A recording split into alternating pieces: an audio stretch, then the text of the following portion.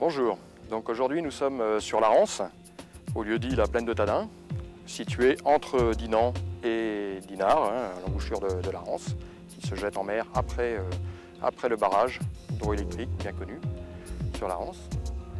Voilà, donc aujourd'hui nous allons mettre en œuvre une technique de pêche au vif assez classique pour essayer de pêcher du carnassier, puisque ce fleuve est assez riche en carnassiers divers, perches, sandres, brochets, belle population de poissons blancs également, représentés par des gardons, des brèmes, de la carpe, etc. Il y a quelques poissons également marins qui remontent, surtout en période estivale. Du mulet remonte facilement, de la plie. Il en a été fait plusieurs par ici.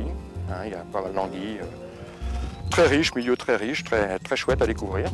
Donc voilà, on va s'installer pour essayer de faire une petite pêche de carnassier en plein hiver.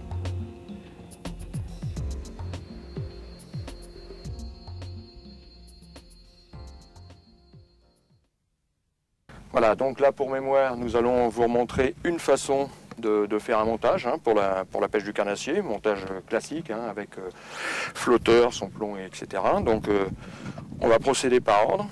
Donc première étape, avec sur le fil en provenance de la canne du moulinet, on vient mettre une petite perle qu'on appelle un arrêt de flotteur, qui va nous permettre de déterminer notre profondeur de pêche. Cette petite perle là nous permettra ultérieurement de régler la profondeur de pêche. Donc dans un premier temps, on la monte sur le fil. Voilà, c'est une perle caoutchouc qui permet de faire un coulissement assez dur. Donc suite à ça, dans l'ordre, on vient mettre ensuite le flotteur. Donc flotteur que j'ai choisi coulissant. Donc là c'est un flotteur d'une portance de 10 grammes, ce qui suffit amplement.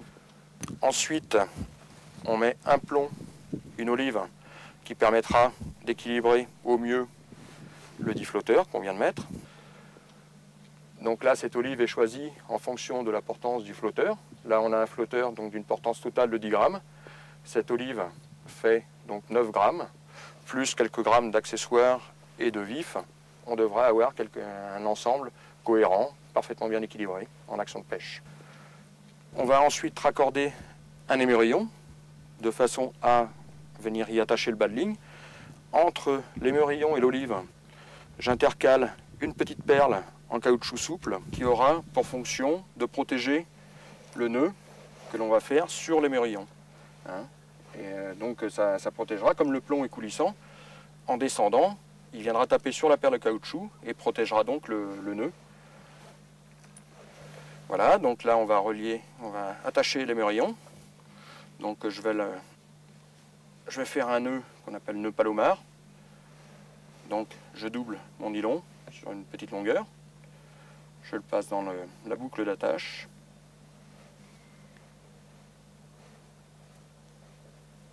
Voilà, une fois que c'est passé comme ça, on fait une boucle simple, comme ceci. Et avant de serrer l'ensemble, on repasse l'émerillon dans la boucle du fil, comme ceci. On humidifie toujours le nœud avant de le serrer pour éviter le frottement excessif du nylon. Voilà.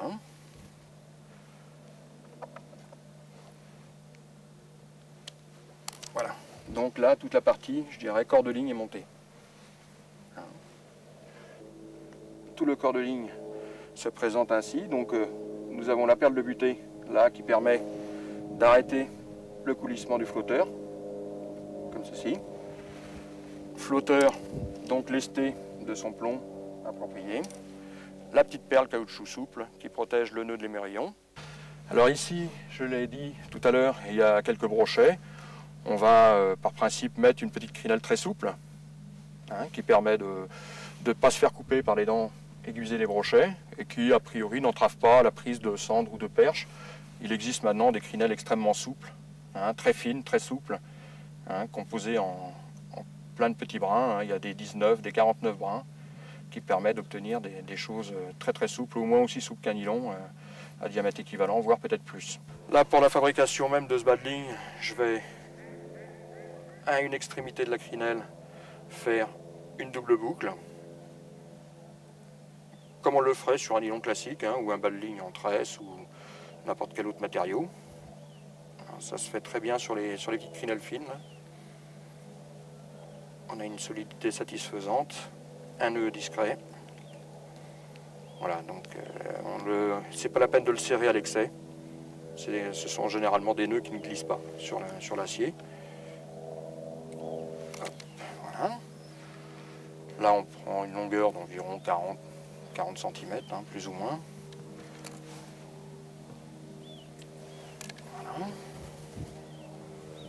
Voilà. À l'autre extrémité, je refais également une boucle sur laquelle on va raccorder l'hameçon.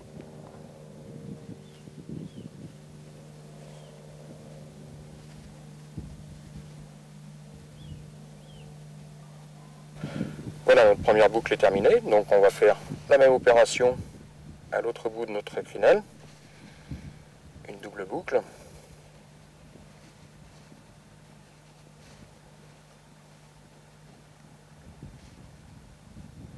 Je passe une fois puis deux. On vient serrer gentiment. Voilà. On coupe le petit bout qui dépasse. Et voilà, là on a un bas de ligne tout près sur lequel je vais venir raccorder un hameçon.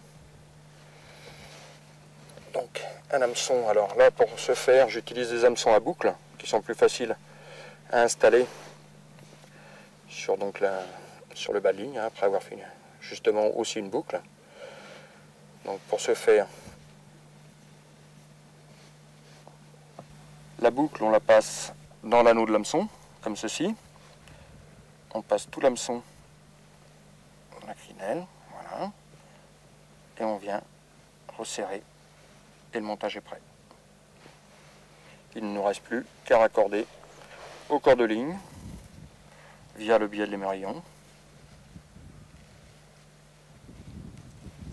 Et voilà, notre montage est terminé, opérationnel. Il ne reste plus qu'à y mettre un vif.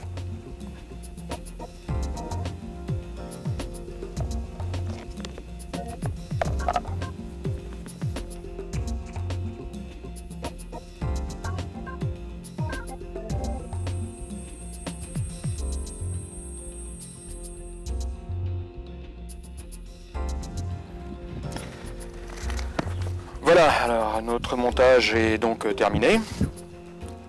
Hop. Là j'ai une deuxième canne où j'ai donc préparé un montage qui est complètement similaire au premier. Et enfin pour terminer, je vais vous montrer sur une troisième canne un montage qui va être destiné à présenter à vif à fond. Donc on va voir un peu plus en détail le montage en lui-même.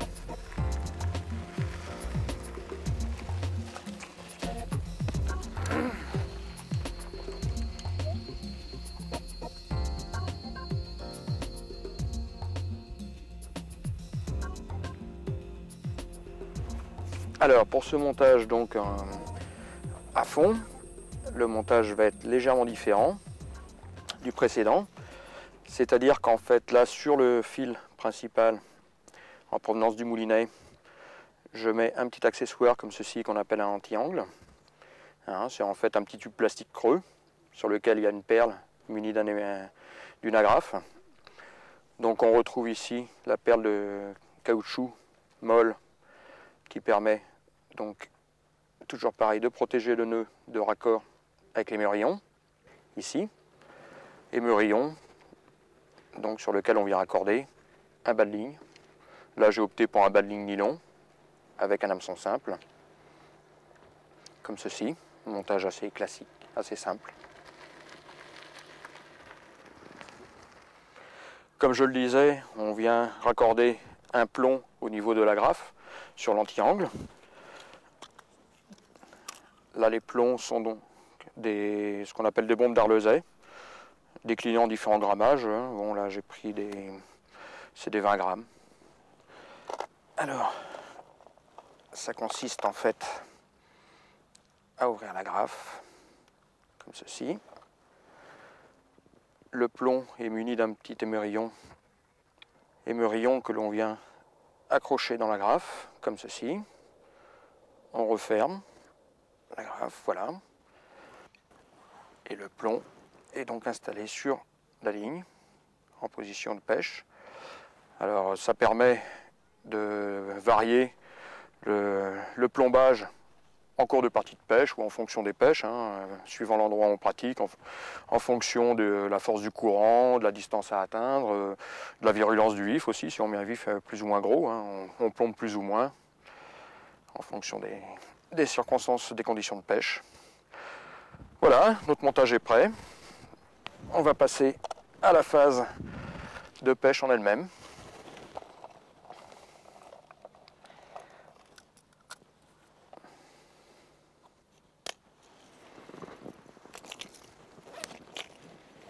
Voilà, alors l'étape suivante consiste à préparer un petit peu l'amorce qu'on va mettre à côté des vifs, sur le lieu de pêche. Là j'ai préparé une amorce à base de deux farines différentes. Il y en a une, c'est pour la pêche du gardon, amorce assez légère, et que j'ai complétée avec un petit peu d'amorce nuageante destinée à la pêche des petits vifs. Voilà, on va mettre tout ça en place. Et on va pouvoir commencer à pêcher.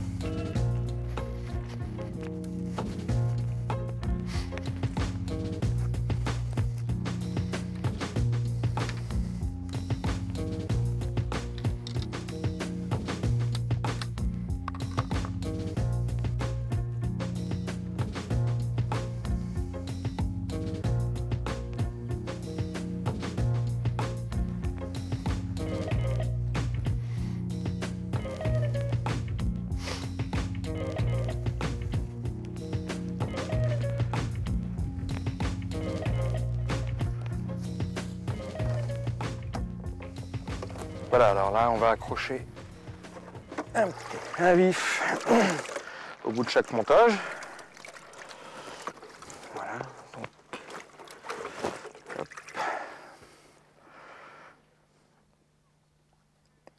Alors, comme ce sont des hameçons simples, l'accrochage du vif se fait juste en clouant les deux lèvres, comme ceci. Ça permet donc d'avoir la pointe de l'hameçon qui ressort suffisamment et ça donne une grande liberté au vif.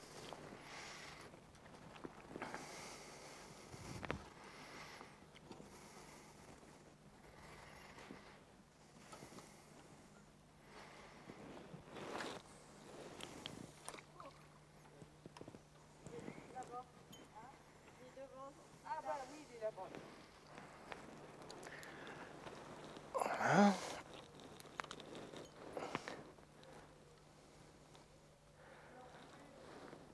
Là, j'ouvre le pick-up et je viens coincer mon fil d'un petit accessoire qu'on appelle un run clip qui permet de bloquer le fil en attendant un départ. Ça évite au fil de partir d'une façon inconsidérée et au moindre départ, toc, le fil sort tout seul et s'en va. C'est en place. On va installer les autres cannes.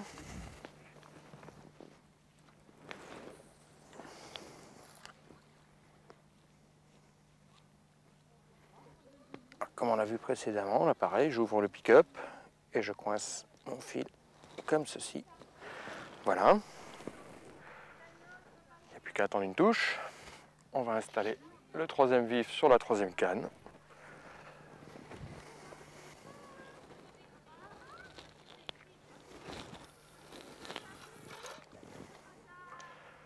Et voilà.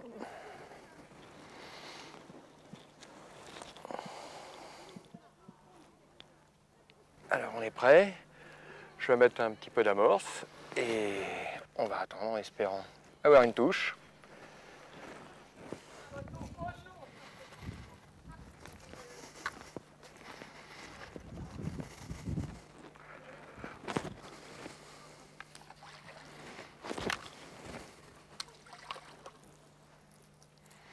Bien, alors là donc on est en action de pêche, c'est prêt. Il est évident qu'en cours de pêche, je vais relancer un petit peu l'amorce sur à proximité des flotteurs, de façon à entretenir un petit peu notre coup, en espérant faire venir le plus possible de petits vifs, et que donc les carnassiers vont suivre. On va voir ça incessamment sous peu.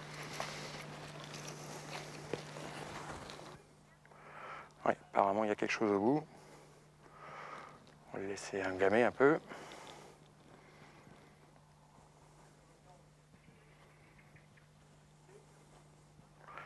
Ouais. Il bouge pas beaucoup. Hein. Faut dire en hiver comme ça, ils sont pas très virulents. Ah bien voir, on va ferrer. Et oui.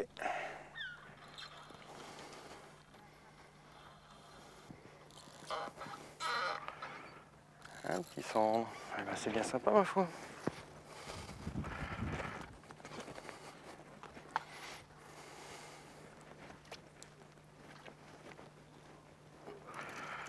Et voilà.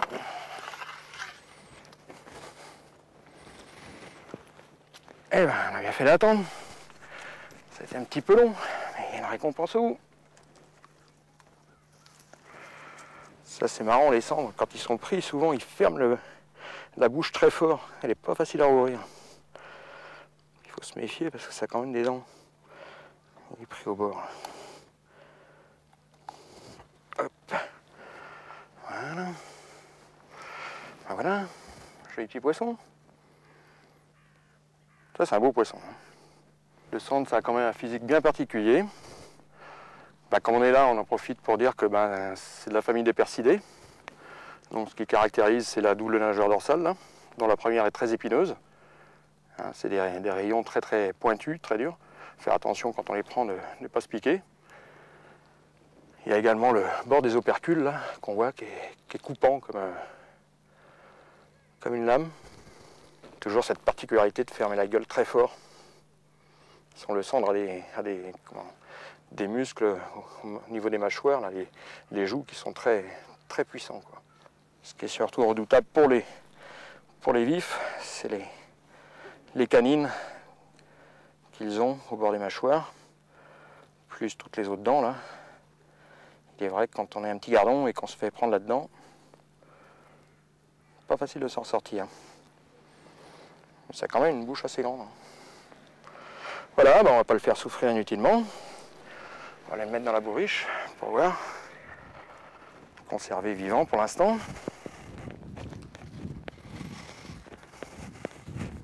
Ça part. Hop, il est au bout. Oh, ça pourrait l'air bien gros. Youpi. Et voilà. Pas très très gros. Quand on voit la taille du vif par rapport à la taille du cendre qui est attaqué, on se dit qu'on peut mettre quand même des gros vifs pour faire des gros cendres. Hein. Parce que celui-ci ne fait pas la maille, loin s'en faut. C'est un tout petit, il n'a pas hésité à prendre un gardon, pas énorme somme toute, mais quand même déjà de bonne taille par rapport à lui. Hein. Bon, un tout petit, on va l'en mettre dedans. Le plus gentiment possible. Et voilà.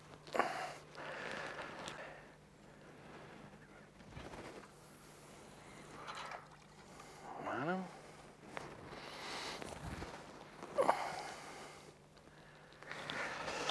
Et bien, au suivant. Ah, c'est arrêté. Bon, on va ferrer, on va bien voir. Et oui, il y est.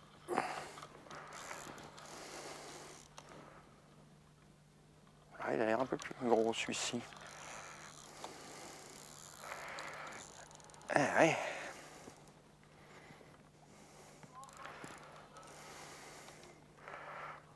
Voilà l'exemple.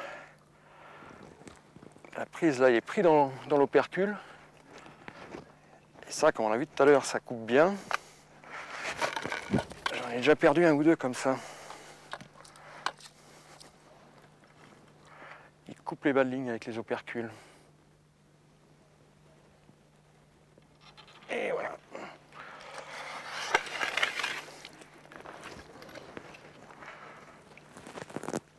Et ben, qui l'eût cru, ça marche bien aujourd'hui.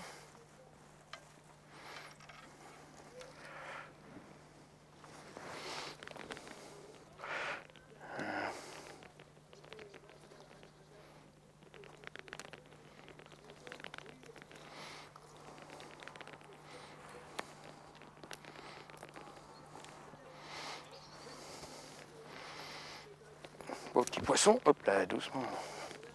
Voilà.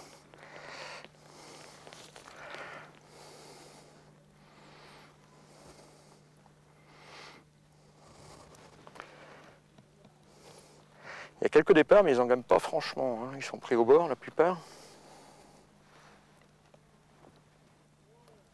Voilà. Genre de pince qui est très pratique, parce qu'il y a un système là qui vient cranter, toc, qui permet de maintenir une pression constante. On peut donc prendre un hameçon ou tout autre objet et ça, en fait ça tient tout seul. Ça c'est bien. Toujours ces fameux crocs, hein.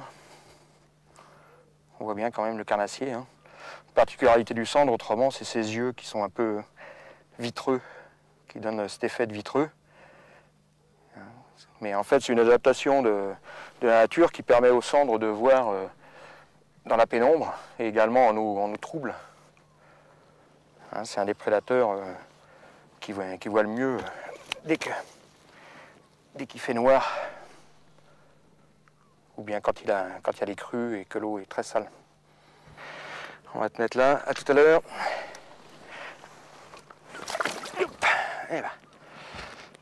Ouf. Quand il fait froid comme ça, c'est sympa.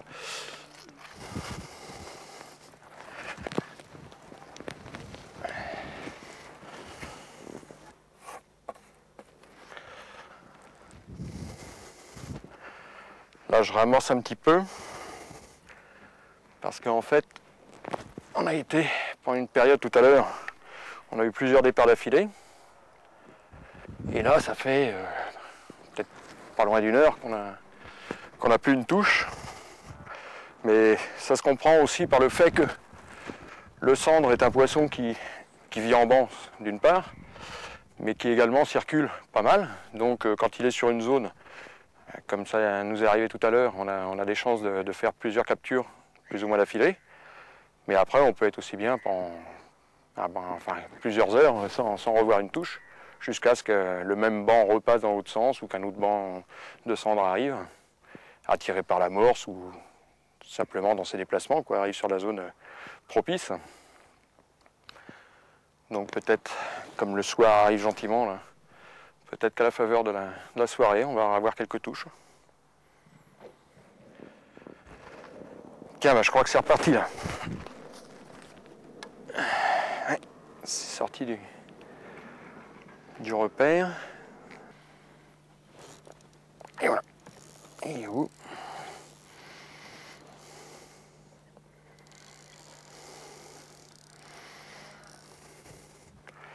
Ça n'a pas une défense spectaculaire, quoi. C'est ça un peu le problème du cendre. Encore que ça dépend des moments.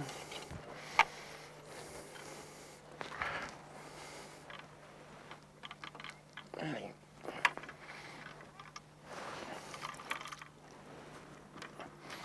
Oh, je suis bouillon.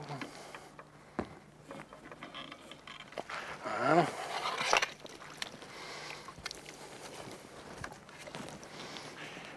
Et bien, plus dans la musette. Décidément, aujourd'hui, on est bien mis.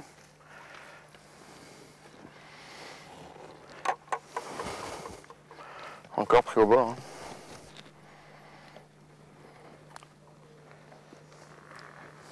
Ils ont une façon d'attaquer les vifs, les cendres, qui fait que la plupart du temps, on ne les retrouve pas, les vifs.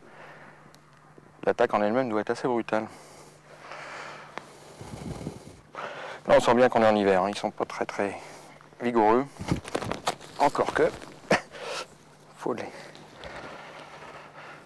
On va aller rejoindre les copains.